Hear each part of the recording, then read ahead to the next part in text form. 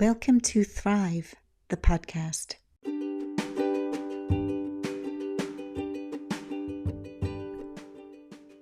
Welcome to Thrive, the podcast, where I'll be talking with guests who've created extraordinary results in business and life through listening to and following through on their intuition in the face of logic, reason, and rationale, to demonstrate why your inner navigation is the most important advisor you'll ever meet.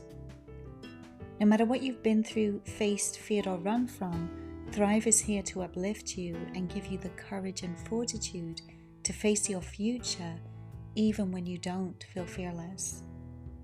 I'm your host, Elizabeth Adams. Throughout my 20s and some of my 30s, I operated from a place of workaholism, believing that when I reached success, all would be well in my world. Coming home to myself was a journey that began with a series of synchronicities that led me to learning how to tap my intuition and ultimately gave me the tools to live a far more rewarding life. Since then, I've been helping my clients to thrive. No matter what you're up against, grief, depression, unfavorable circumstances of any kind are only ever a starting point on the way to realizing the life you were born to live. The power really is within you, and my intention with this podcast is to enable you to unlock it.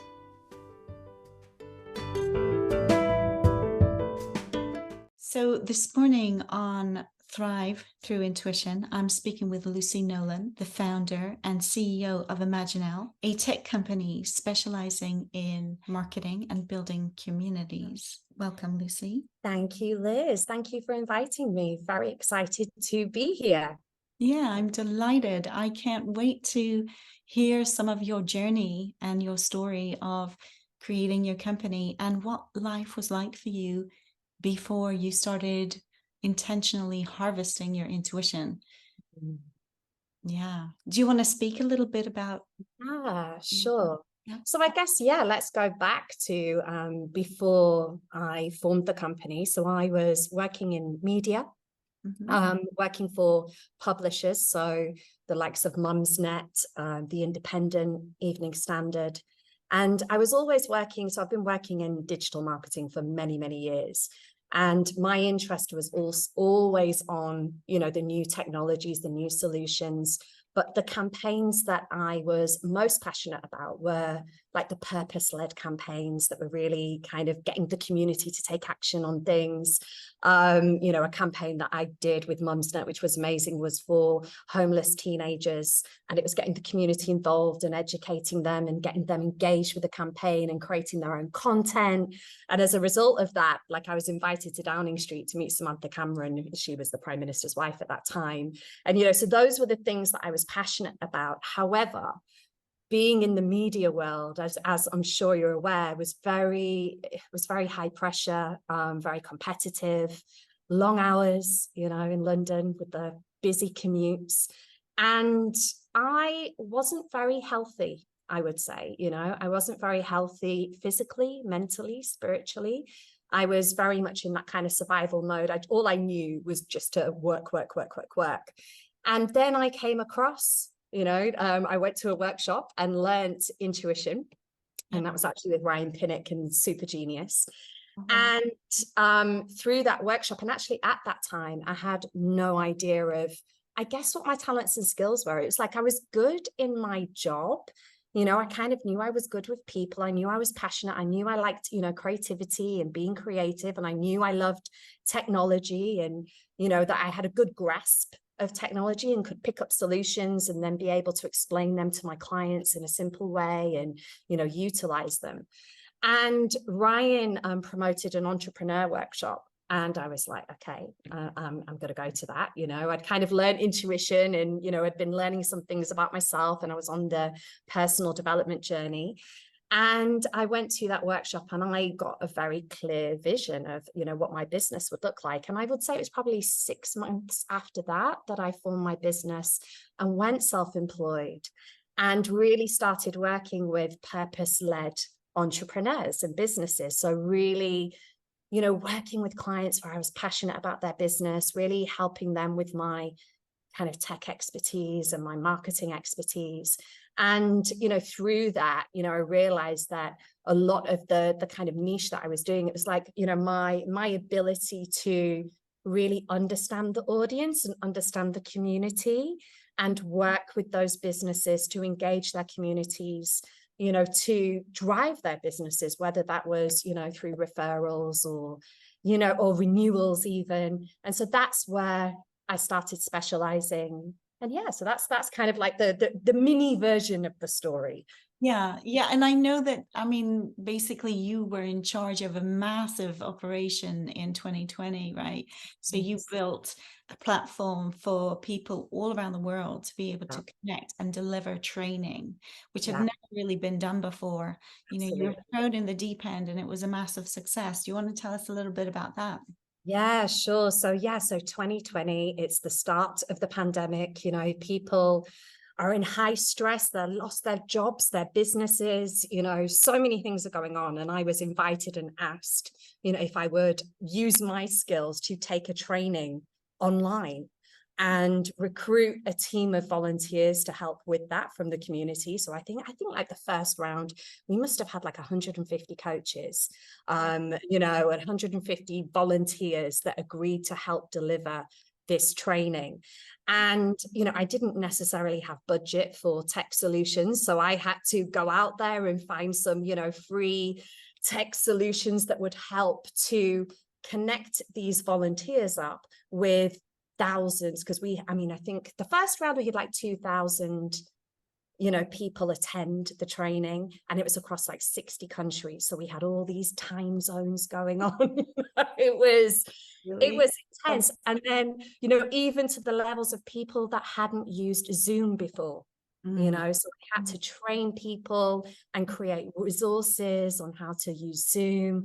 And it was very much, it was an exciting time, to be thrown in the deep end like that. And I would say, having this community of passionate volunteers who were fantastic and, really supported me and me creating, I guess, mechanisms as well for feedback, understanding what was working, understanding where we need resources, creating a central hub where I could host all of those resources, communications, comm strategies that would take people through that journey of what was expected from them, what they, on both sides, because it was like you're dealing with a team of volunteers who are helping to facilitate, and then participants who have expectations, right? Yeah, they have expectations. And so, it was, it was fantastic. It was very successful. I think the most, what I realized, there were so many people and, coaches especially, that hadn't ever thought about delivering their services online as well. And we saw like many people create businesses from this, building up their confidence to deliver online and to facilitate online and understanding, some of the aspects and so that was like very rewarding for me to watch that, as well as seeing all the participants like, change their lives. Built the community quite exponentially at that time as well. There was this snowball effect that, it's still really rippling on. It's absolutely. So what were some of the challenges for you on this journey? Because I also know that you've actually moved, haven't you? You decided, and you probably intuited at some point that you wanted to make a transition and go and live in Ghana. And tell us about that aspect. So Ghana. So it actually came up in a visioning exercise that I did, my first ever visioning exercise that I did with Intuition back with Super Genius. So, about in 2015. And I saw very clearly that I was living and working in Africa, and working with sustainable and eco organizations. And it was very much at the time, I was like, what? This is a bit crazy. But then I started receiving invitations to come to Africa, which I accepted, created some amazing experiences, which really helped me to kind of go, you know what, I would love this. And, the great thing is about when I first formed my business, I was working virtually with my clients and remotely with my clients anyway. And so at the start of the pandemic was actually, I actually say it was a gift for me, because everybody became more and more used to working remotely and working online. So those opportunities where I used to always do meetings in person, now everybody was used to doing meetings virtually and more open to people working remotely. And, you know, to be honest with you, Liz, it was like the winter lockdown for me was the one where it was like, I used to travel in winter.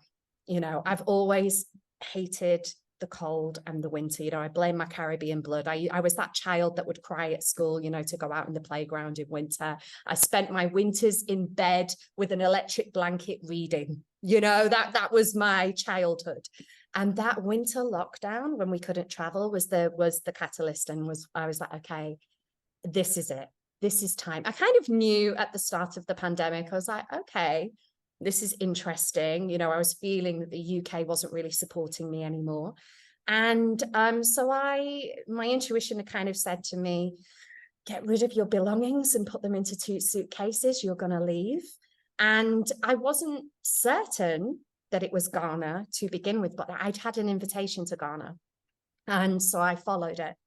And I came to Ghana, and as soon as I landed, like the synchronicity and the magic that happened, you know, in terms of support, the people that I met to support me. I met my client who I'd seen in that first visioning exercise, who has an eco village, and he wants to, you know, he's working on creating digital masterclasses to teach people about sustainability. I met another client who has a forest, and he's teaching people how to create revenue from a forest without cutting it down, through ecotourism, essential oils, sustainable timber. So it was all these things were falling into place, you know, that were very much in line with what I was passionate about. And so I was like, so I ended up staying in Ghana. You know, I've created an incredible network here, created my mountain retreat that has the most incredible view that just money can't buy. You know, I say to people, I could never have this view in the UK. I'm in the mountains. I'm only 40 minutes away from the city centre, but I have a view of the city and the ocean on a clear day, you know, and it's just like, it's incredible up here. And so, yeah, so being able to still work with people across the world, still being able to follow my passion, but being in nature, being in Africa and really enjoying, I've got, you know, fresh fruit and vegetables on my roadside, a healthier lifestyle, which, as I mentioned at the beginning, it's like I was very unhealthy, you know, back in 2015, 2016, very unhealthy. And I have just changed my whole lifestyle to support my health and well-being. And Africa's really supported that. Ghana has supported that for sure. One of the challenges with intuition often is people get the hit, but then they don't take the action. Yes. What were the challenges you faced in really leaning into, you know, going with what you were getting? Yeah, I mean, it wasn't easy. It wasn't easy. I mean, I do have a coach. I have an incredible coach who, you know, was supporting me because so much came up. You know, even the first challenge was getting rid of my belongings.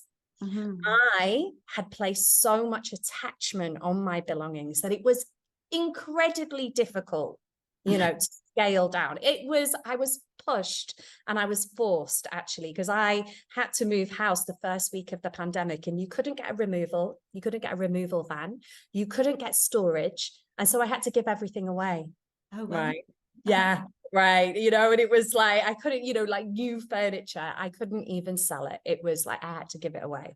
And then as I had actually booked my flight to come to Ghana, and then I had 2 really, you know, tragic, devastating events in my family. So my aunt passed away, and she was like the matriarch on my dad's side.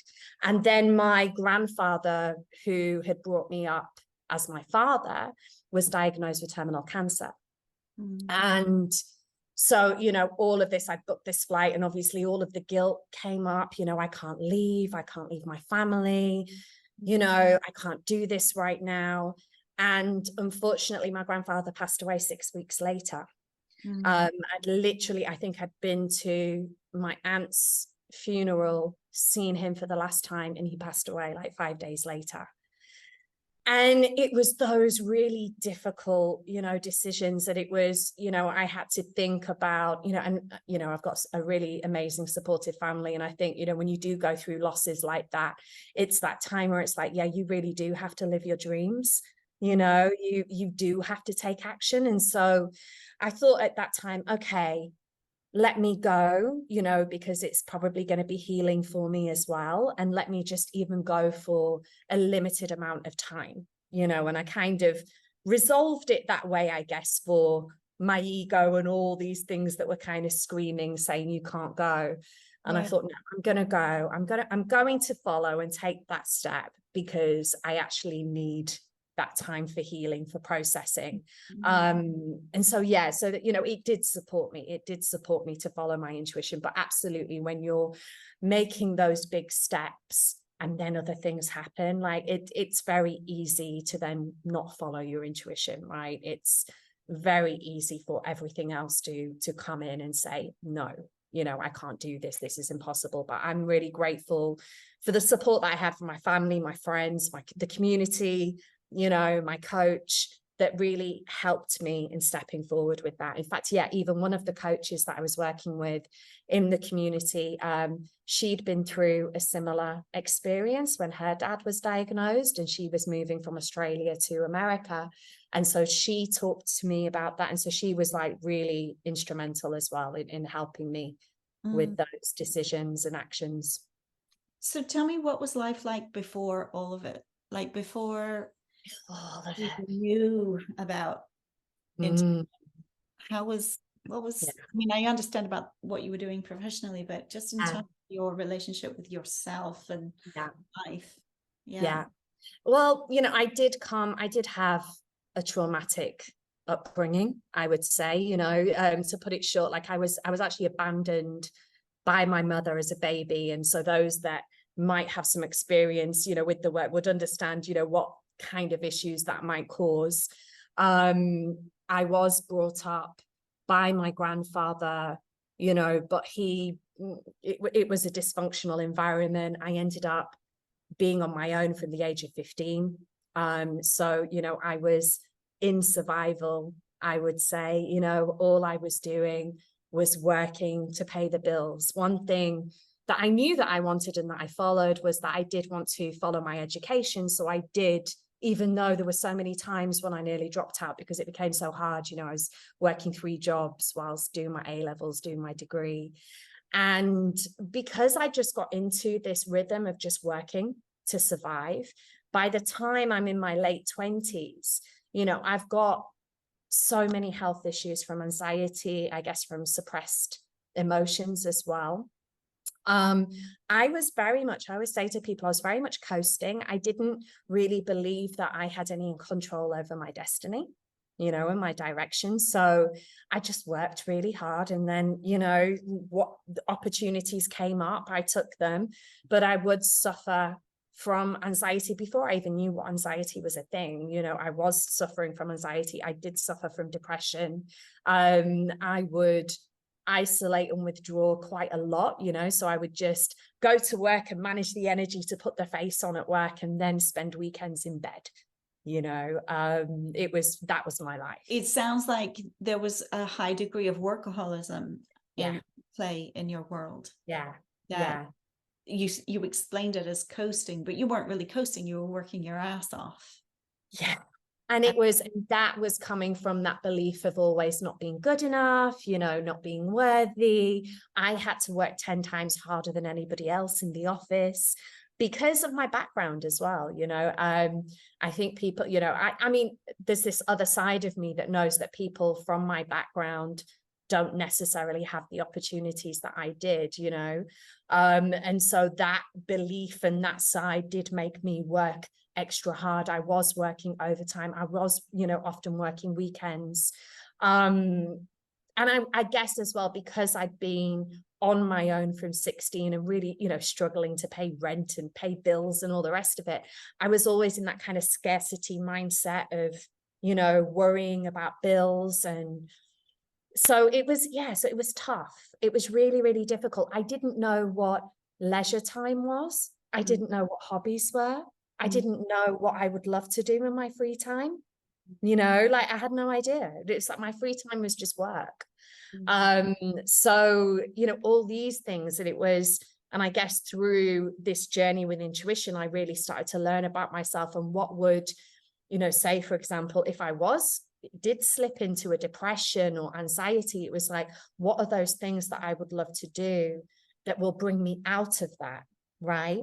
So I started reconnecting with my love of music, of painting, of cycling, being in nature, you know, really built my relationship with nature. You know, as a child, I spent all my time in nature, but, you know, as I got older and I'm just working, it was like, yeah, there was no nature. And so then I would intentionally take myself off with my bike on a weekend to just cycle around the countryside, you know, or down to Brighton, or because I understood what that did for my mental, I guess, and spiritual well-being, and how that would help with my focus and help to raise my vibration and help me make better decisions and be more focused. Yeah. And I think meditation as well. I actually learned meditation because before anything, before I came across intuition, I had a health issue, and the doctors wanted me to have emergency surgery, and I just started a new job. And I said, I can't, because I can't afford to take the time off work and still pay my rent. Okay. And I said, what else can I do? And they said, oh, we'll refer you for acupuncture, which can help in the meantime. I know, I was like, so I created acupuncture on the NHS, which was amazing. But then they said, try meditation and yoga. Wow. And I had been an insomniac all my life. Like, it would take me hours to get to sleep. I would wake up at the smallest thing. So this was like contributing as well to just being stressed all the time because I wasn't getting good sleep. And I meditated before I went to bed. I did a guided meditation and I slept for the first time for 8 hours. Wow. And I was like, whoa, okay. So that's when, you know, my journey with meditation. And then I realized meditating first thing on the morning really helped ease any anxiety, helped with my focus. So I'd had this relationship with meditation before I was introduced to intuition and visualization, which then just was amplified through my meditation practice. So I would say that was a huge part of my journey as well. And you know, similar. Yeah. Really curious how these things come together to open us up. Beautiful. So having been through this journey, what are you looking at creating now? You know, when you think about your vision for the next, you know, what is it that you are tapping into and putting your energy into and choosing to create for yourself? Yeah, I'd say, you know, this journey, a lot of this journey has been about my own self-acceptance, you know, and self-love, which, you know, when you hear those words and it doesn't really mean anything, you know, like it doesn't, it's like, it just sounds like words, but it didn't mean anything to me in terms of like how that looked, you know, practically. And so my journey has very much been about that. And it's still been something that I'm still stepping into as well. You know, it's like, what does that look like? What does the self-love and acceptance look like? So I know I have resistance with being visible. Okay. So putting myself out there, I have more expertise in marketing. Yeah. Oh, I can do it in, you know, I can do it for other people. I can do it in service for other people. But when it comes to me, my business, my, you know, myself, there's blocks. Okay. There's the fear of rejection, you know, the fear of criticism, which has been, you know, steps to getting towards that. And so, for example, I agreed to do a magazine article, which will be a double-page spread early next year, which is really going to force me to step out of my comfort zone. You know, I have to have a photo shoot. I hate photos, you know, it's all these things. So it's like, So that's in the near future. As well, alongside that, I have established my own, because I've always done work for non-profit work. Yeah, I've always done nonprofit work, whether it's been mentoring young people, working for charities that, support young people. I've always been in that space, and I have established my NGO and my own nonprofit, because I do have a vision of how to connect businesses and young people through purpose-led initiatives. So, and specifically in the area of like ecotourism and sustainability as well. So really connecting people back with nature, young people, and then showing them the possibilities and the work opportunities and entrepreneur opportunities in this space. So that's my next vision that I'm working on. So as I mentioned, I have 2 organizations here that I'm working with. And yeah, over the next 6 months, that's the next part of my launch. That's what, I guess that's going to be part of my legacy, and really helping other businesses as well with their legacies. It feels like a knowing. It feels like something about Ghana, something about how this is going to impact. What's your vision there?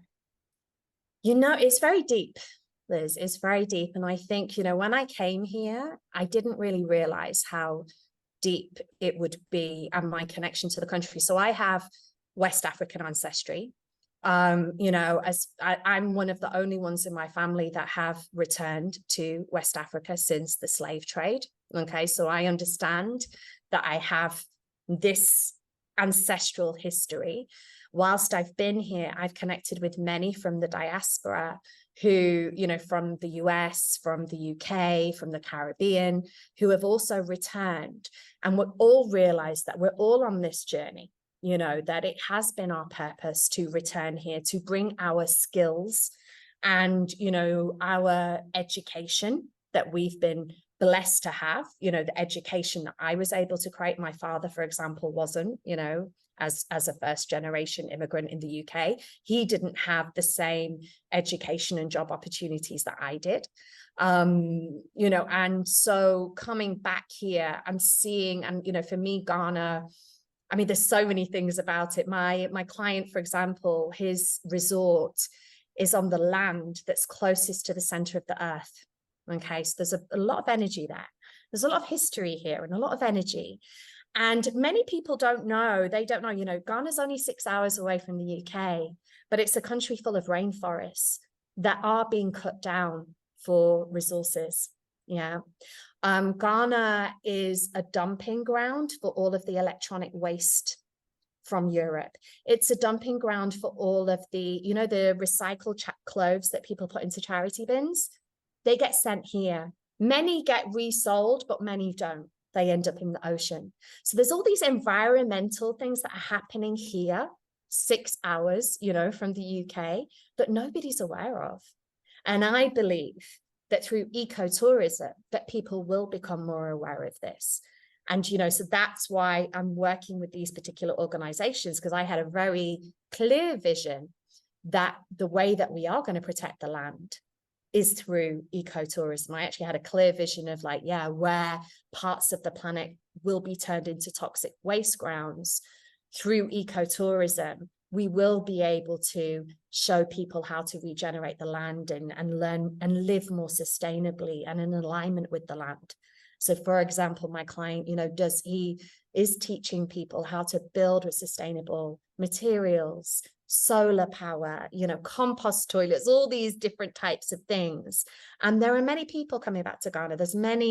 It's a big movement at the moment. A lot of people are returning or just coming here from the States, because they want to leave the States because of the issues there. And we recognize that Ghana is a hub. It's a hub of creativity. It's a healing. There's so many people that are coming here for healing. And I've been very much in that space, so I'm connecting with amazing people all of the time, on such a deep level that really understand my journey, really understand what my work's about. And yeah, we're creating a network, you know, of like really amazing initiatives, whether that's in music, arts, ecotourism. It's like I'm connected in all of these areas and being able to share my skills. So, yeah. With IMAGINAL as your business rather than as the non-for-profit, how does that come together? Like, what are you looking to create with the company?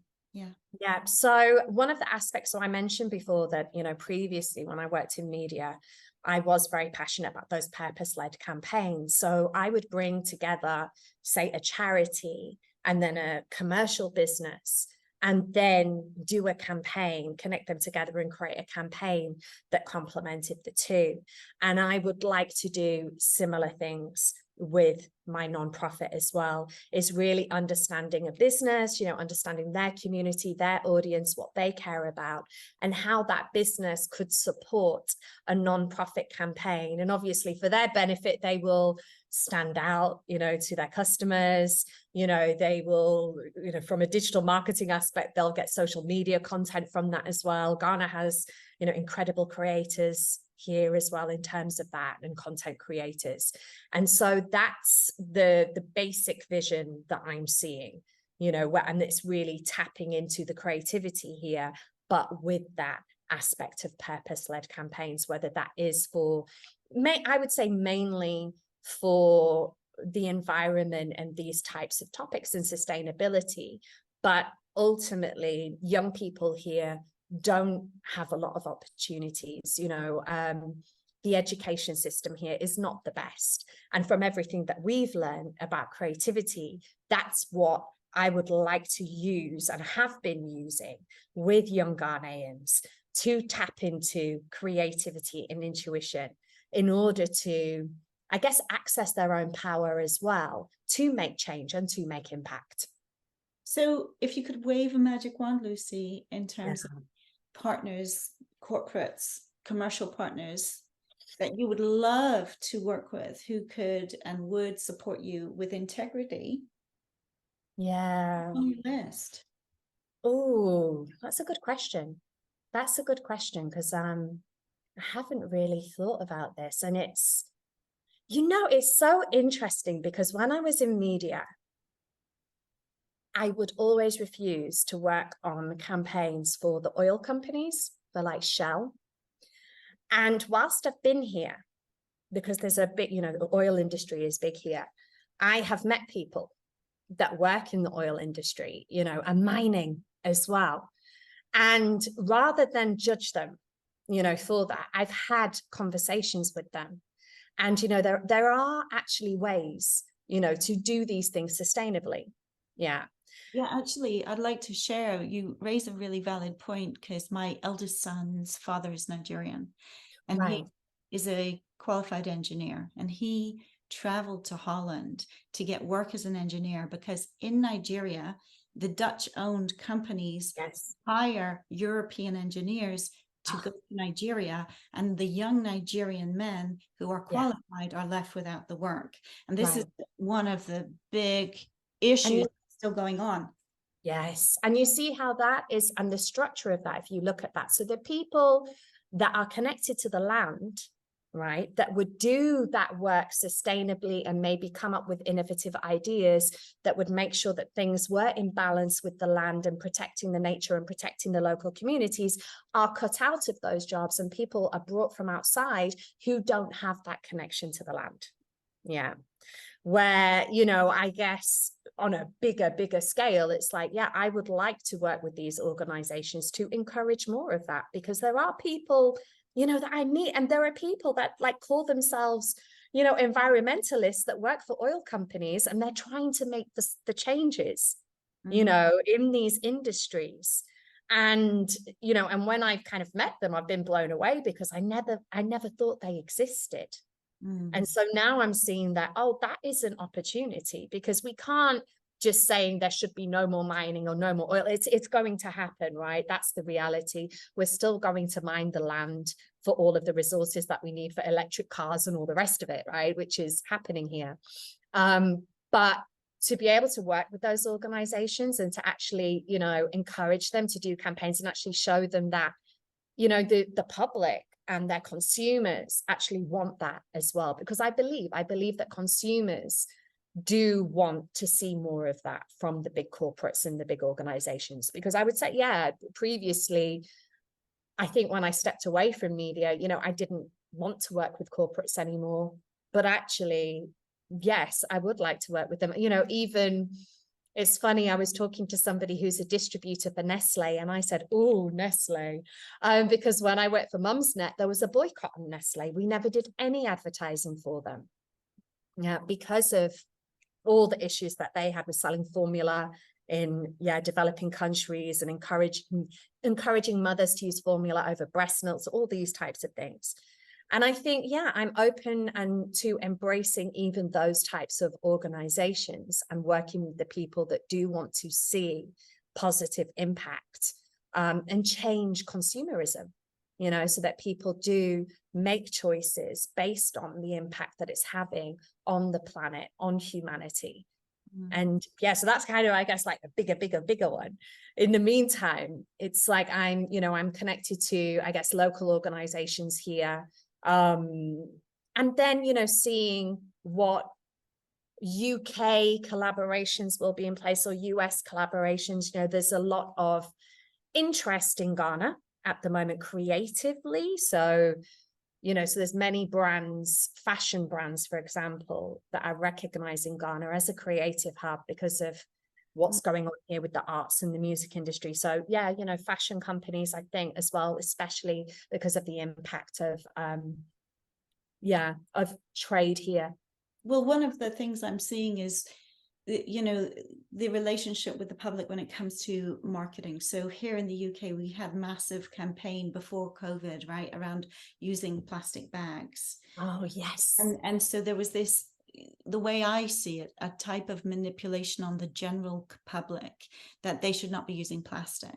When you walk into a supermarket or anywhere, everything is full of plastic. Absolutely. So at a manufacturer level, the issue is not being dealt with, but the issue is being put on the public in the same way it is with electric cars. You've got to drive an electric vehicle because it's bad for the environment, when in fact, you know, the mining of the material it takes is actually counterproductive. So there's an opportunity I see for integrity when it comes to true environmentalism versus the fake environmentalism that's been peddled to us for quite a few decades now. So I wondered, do you have any thoughts on that? Yeah, you know, I've had these discussions. I remember the first year that I came back to the UK after being in Ghana, and actually having this conversation, because you know what happened in Ghana? It was the opposite. As the West stopped using plastic, there were marketing campaigns in Ghana convincing people not to serve food, you know, like the street food in the traditional banana leaves, to use plastic, as plastic was more hygienic. And so plastic has been pushed on Ghana, and it's a big problem, plastic waste here. Yeah. So it's almost like, yes, you know, so everybody in the UK are doing their thing and recycling, and then look how close we are because it's all being pushed here. Well, yeah, I've heard that actually. We recycle here and then they ship it and dump it somewhere like Ghana. Exactly. So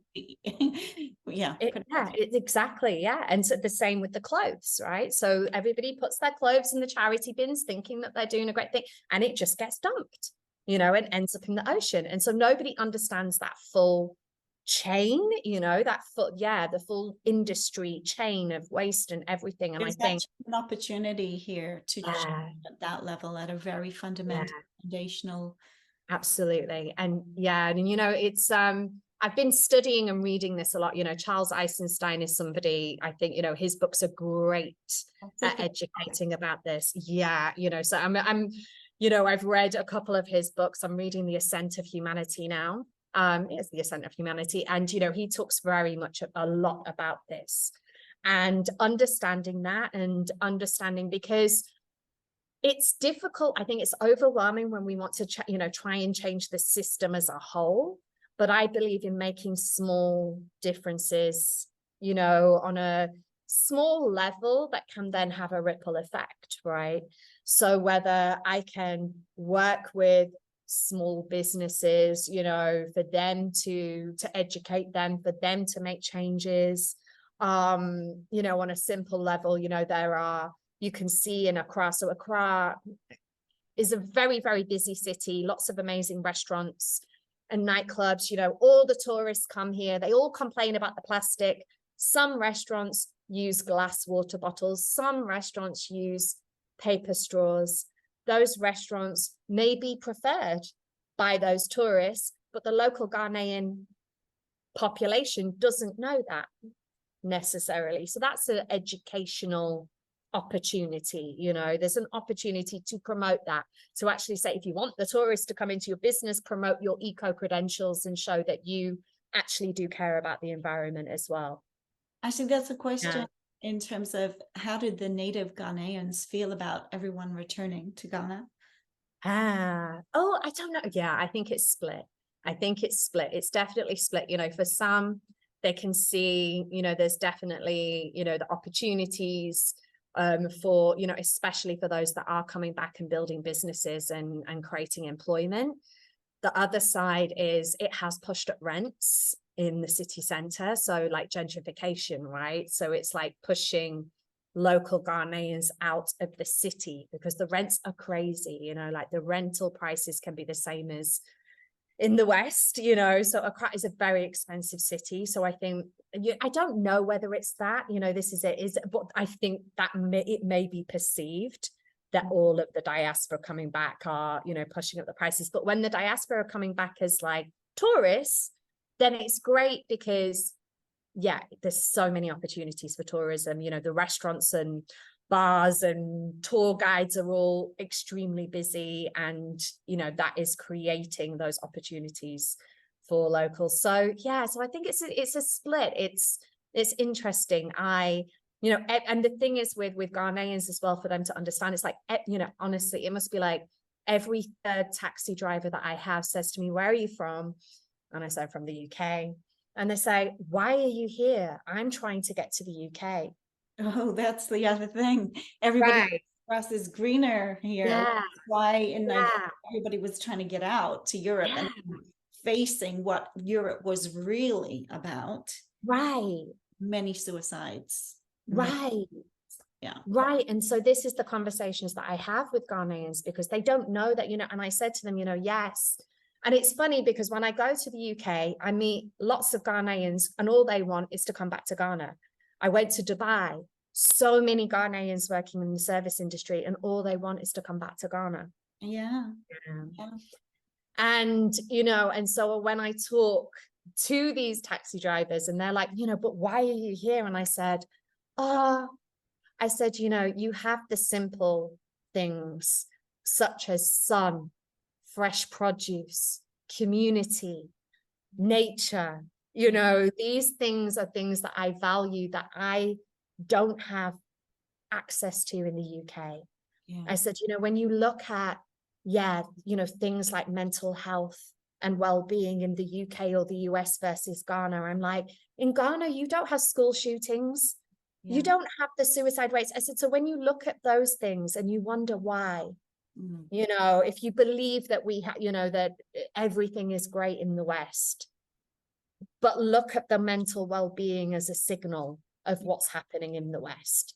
I said, because here, I said, you know, even, and you know, you see it, you know, you go to these villages where the children have nothing, but they're incredibly happy. And it's so, you know, I've always been aware of that. You know, I remember when I went on safari with William, we went to visit an orphanage, and I was thinking, gosh, you know, I know these children have nothing, but they have community. They have connection, they have one another. If you to an equivalent, and there are equivalent communities in the UK, up in Blackpool, where people are completely impoverished. Children don't eat. They might have TV in their house, but you're talking about a bare house. There's nothing else there. Sometimes they have electricity, sometimes they don't. They don't have food. They don't have their parents. They don't have community. They are really in not having the connection. So yeah, I it's easy to believe in the Western illusion of education and prosperity, but the price you pay to trade that for your love and connection and community and what is possible in community is too high a price, I would say. Yeah, absolutely. Absolutely. And I think, that's going back to my passion about community as well. It's been great to be here and see what community looks like, in the real world. And, the way everybody supports everybody, the relationships, it's almost like you can't just Google for a service here. Everything is through word of mouth, right? It's who you know. But that creates, it goes back to this creation of like real relationships. It's like you can't just go into a shop and just swipe your card, in and out, or use a self-service till, right? There's still real connection with every pet when you go out of your door and you go and buy something. There is a connection with people that, when and it's like, and you don't notice it, but I noticed it when I came back to the UK, because I was like, you can literally walk around London all day and not talk to a person. Not have any interaction with a person.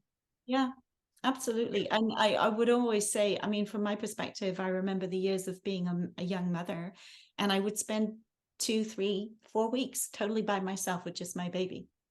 Yeah. So just on that level, there's a profound disconnection in our culture. Yes, absolutely. Absolutely. Yeah. Because it's, I say from me arriving here, I never felt lonely. I miss my family, I miss my friends, but I've never felt lonely here. You can't, you're always invited. I always joke and I say, in Ghana, I've never known partying and socializing. Like, it's like you are invited to, I don't know how many things all of the time, right? Moving to the mountains was actually good for me because I felt bad to say no, and to decline an invitation. And so then I was burning the candle at both ends and being like, oh my gosh, I can't cope with this. This is so much. But yeah, you could never feel lonely here. Yeah, it's just, everybody is so open and so warm and welcoming that, but it's just, and when I explain that, to people here, it's like, oh, the UK is lonely, like you go to work, you come home and you sit in front of the television, and that seemed to me like the difference in life. It's like, people they're outside socializing in whatever way all the time, or their houses are full, with people coming round, and it's just very different. What would you say if you were talking to a young 24-year-old Lucy in London on that treadmill as a workaholic? Wow. Trying really hard to live the life.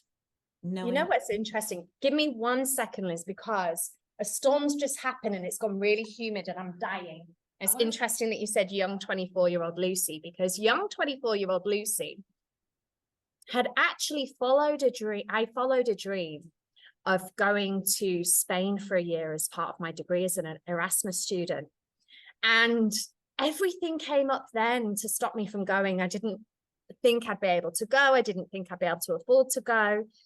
And so when I was 24, I was in Spain, in Granada, in Andalusia.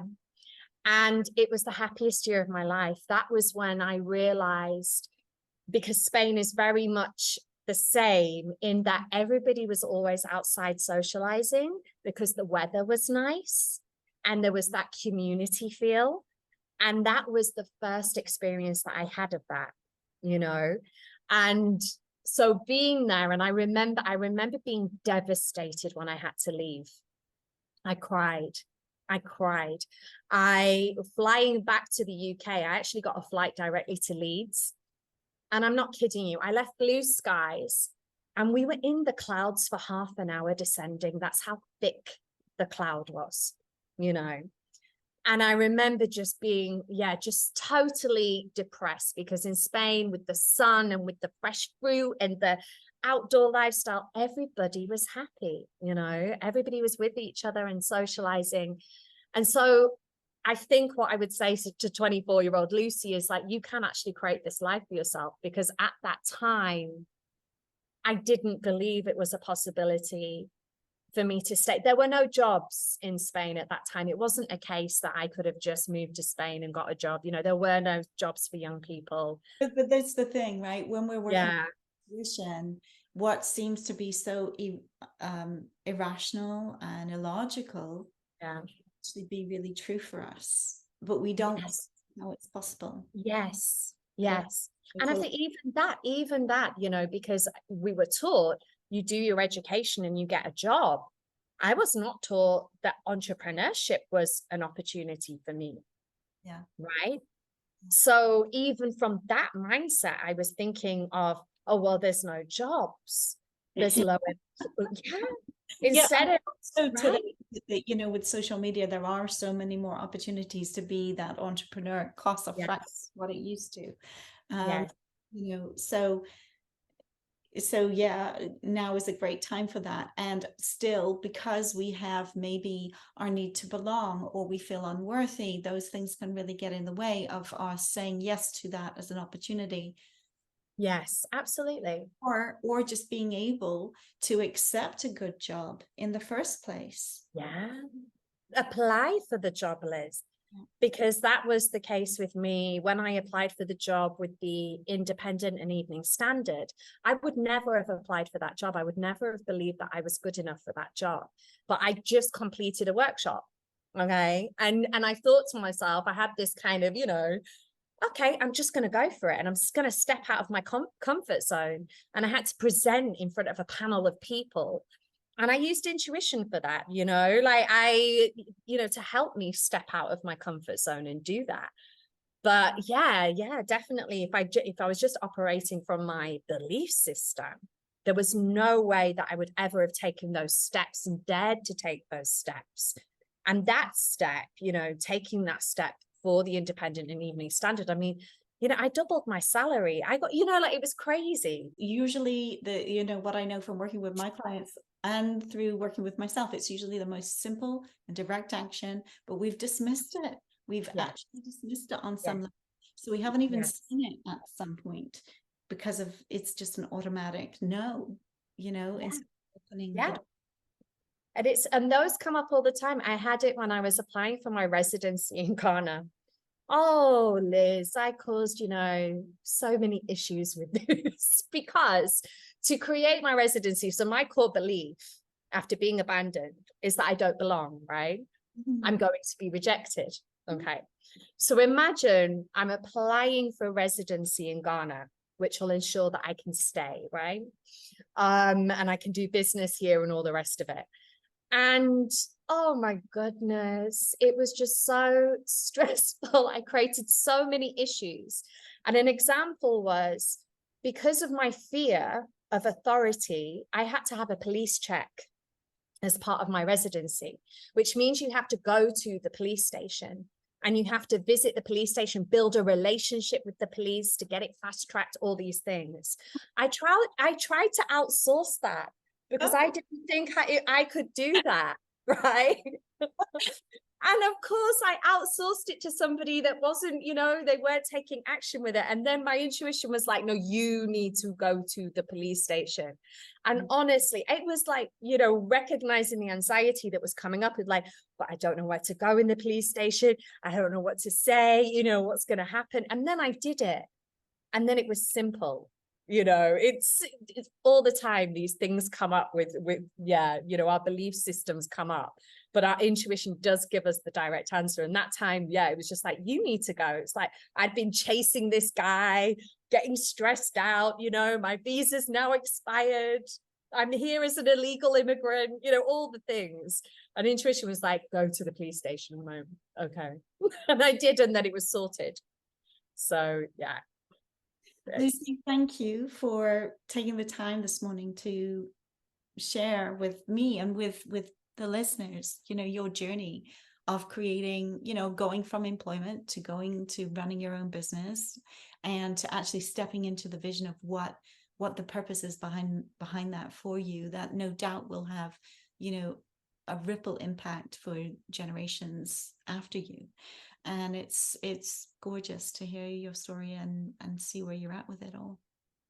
Thank you so much, Liz. Honestly, I'm honored. And I'm sorry because suddenly a big tropical storm has just blown in. So I don't know if you can hear the rain, but it's like intense. It goes, but this is Ghana. It's like hot sunshine one moment and then tropical rain, and then it will be hot sunshine again. But and I feel even that is a metaphor for the creative journey sometimes, right? You know, it's like, yeah, we step out of our comfort zone. It can be a bit stormy, and then the sun shines again. You know, we get through it, and I feel like that's been my journey. Really, it hasn't all been effortless, but ultimately, when I look back, I'm like, it's been great. But yeah, I'm really honored that you invited me, because I know you've had some amazing guests so far, and I'm just, well done on launching this. Because it's beautiful to hear other people's stories as well, and well done to you for all that you do and all that you create.